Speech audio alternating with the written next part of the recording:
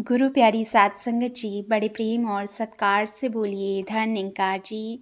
सात संगत जी, आज की साखी का विषय है लालच। इसी पर आधारित आइए सुनते हैं ये प्यारी सी साखी। किसी गांव में एक धनी सेठ रहता था। उसके बंगले के पास एक जूते सिलने वाले गरीब मोची की छोटी सी दुकान थी।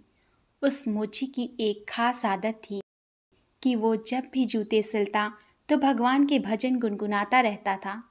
लेकिन सेठ ने कभी उसके भजनों की तरफ ध्यान नहीं दिया। एक दिन सेठ व्यापार के सिलसिले में विदेश गया और घर लौटते वक्त उसकी तबीयत बहुत खराब हो गई। लेकिन पैसे की कोई कमी तो थी नहीं, सो देश विदेशों से डॉक्टर, वैद्य, हकीमों को बुलाया गया, लेकिन कोई भी सेठ की बीमारी का इलाज नहीं कर सका। अब सेठ की तबीयत दिन प्रतिदिन खराब होती जा रही थी। वह चल फिर भी नहीं पाता था। एक दिन वह घर में अपने बिस्तर पर लेटा था। अचानक उसके कान में मोची के भजन गाने की आवाज़ सुनाई दी। आज मोची के भजन कुछ अच्छे लग रहे थे सेठ को। कुछ ही देर में सेठ इतना मंत्रमुग्ध हो गया कि उसे ऐसा लगा जैसे वो साक्षात परमात्मा से मिलन कर रहा हो। मोची के भजन सेठ को उसकी बीमारी से दूर लेते जा रहे थे। कुछ देर के लिए सेठ भूल गया कि वह बीमार है। उसे अपार आनंद की प्राप्ति हो रही थी। कुछ दिन तक यही सिलसिला चलता रहा। अब धीरे धीरे सेठ के स्वास्थ्य में सुधार आने लगा।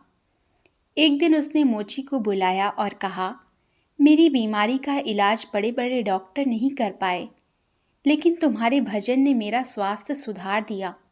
ये लो 1000 रुपये इनाम। मोची खुश होते हुए पैसे लेकर चला गया।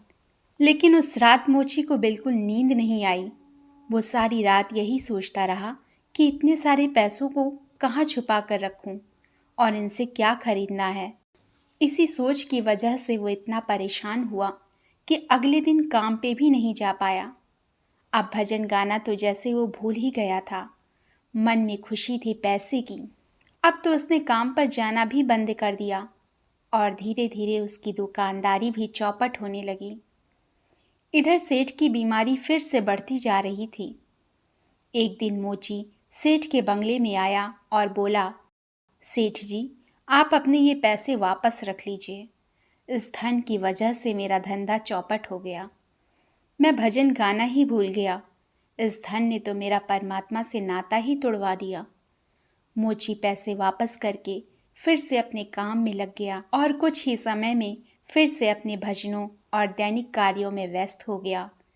गुरु प्यारी सात संगत जी, कहने का भाव कि किस तरह पैसों का लालच हमको उन शक्तियों से दूर ले जाता है जिसने हमारे जीवन को खुश और सफल बनाकर रखा है।